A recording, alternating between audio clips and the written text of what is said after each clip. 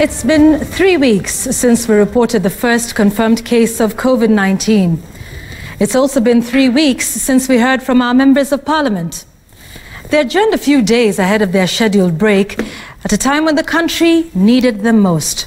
It is only upon outcry from their representatives, from those they represent, that they returned, at least those in the Senate. But why is there outrage over their absence? Well, they play the important roles of oversight, legislation, and representation. The people they represent depend on them. You see, our MPs have the privilege of access to the CS of Health, to the ministries concerned in the fight, even to the President himself. And they can make things happen through resolutions of the House, resolutions of the committees, through motions, and through bills. Their in-tray is full.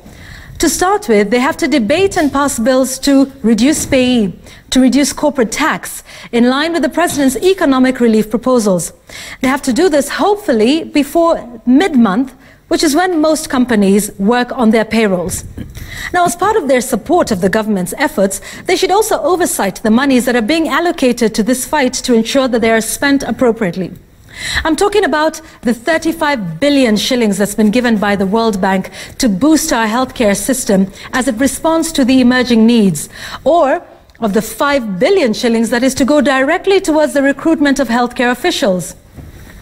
And what of the 75 billion shillings that we have requested from the IMF to boost budgetary support? Who will oversight these funds?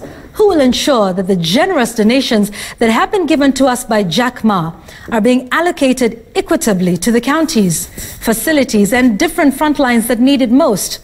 Is that not the work of these legislators?